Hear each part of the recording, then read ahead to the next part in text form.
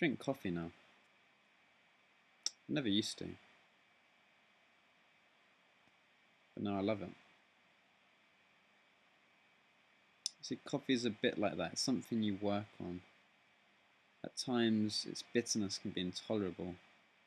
At times, it can be unbearably sweet, to the point it doesn't feel real anymore. It can leave a bitter taste in your mouth, yet it can awaken the darkest of mornings. You can fill hours and hours of boredom and silence with just a few sips whilst you stare into space. So I used to hate the stuff, but due to others I gave it a chance. I'd spend numerous days standing with work colleagues trying to fill dull and mundane days. Yet I was drinking tea. I'd feel like I was out of place, that I was missing out on something big, something important. So I gave it a try. Funny enough, I started with instant. I didn't understand how to make it bearable at first, but now with experience I know it's because instant is not real coffee, it's just something lazy people drink. But using sugar and milk got it to a point it was drinkable. Free sugars would mask its horrible taste, and after a while it grew on me. I moved on to cafetiere coffee, ground, supermarket blend. Instant became a thing of the past, it became irrelevant, forgotten. And cafetiere coffee, it was the greatest coffee in the world. And now I was down to 2 sugars. And of course, I'd still keep the milk. But yeah, soon I was searching for more. See, life is a bit like that for me. Things that were getting a bit too repetitive, too comfortable, too easy. And growing stagnant is my greatest fear. So the next thing I'm doing is I'm buying a really basic coffee machine. It's just one of these things that you have a filter at the top, you put some ground coffee in, you push the button, bam, awesome coffee. I can smell it now, I can feel the coffee entering my nostrils. The anticipation.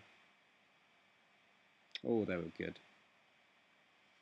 And now with the machine I'm buying better coffees. I'm sharing coffees with my housemates, and I'm drinking the finest supermarket coffees. And there's no need for sugar whatsoever anymore, I'm just drinking them straight with milk. I'm getting closer to the essence of real coffee. Yeah, I still have the odd cafetiere coffee on occasion.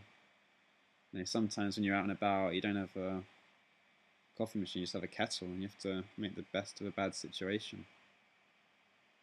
It never really means anything. My addiction, it grew and grew and grew to the point it was no longer waking me up in the morning. Previously, one coffee was all I needed to make my pupils dilate, yet now, nothing. And with time, I'm growing lazy. Now I'm no longer needing the sugar or the milk. And it's initially not that way because I want it that way, it's because the milk went off because I bought it a week ago. And I'm too lazy to go into the supermarket to get a new one. So I'm just drinking it because I need coffee and I don't really care. But now it's because I love it pure. I love its purity, I love its darkness. And soon I'm buying myself a grinder. I'm buying coffee beans rather than ground, fresh coffee beans that have been only roasted like in the past week. And soon I have a proper coffee machine. I'm splashing out hundreds of pounds on a top of the range coffee machine. And I've got this plastic contraption that allows me to make a good cup when I'm out and about and I have nothing but a kettle. No need for the cafetiere anymore. I'm a wannabe barista.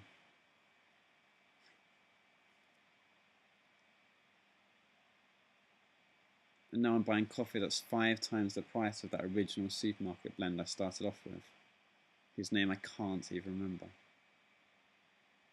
And I'm drinking out all the time at coffee shops everywhere, searching for the perfect coffee and the perfect cafe to drink it in. I'm forgetting what it is that makes coffee so good. I'm taking it for granted. Drinking far too many coffees alone. Not with friends like I used to. Yet now I feel like I know coffee rather well.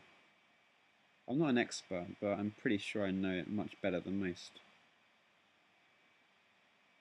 I know all the warning signs of when to avoid a bad experience. Whether that be the coffee machine, the barista who looks like he's straight out of school. So I guess the point I'm at now is that I don't believe that the perfect coffee exists out there. And I believe it's impossible to recreate that first experience I had with coffee, whether it was instant, ground, or pure. I feel like I'm on the top of the mountain looking down. Where do I go from here? I'm feeling in some ways cheated, believing that the perfect coffee just doesn't exist.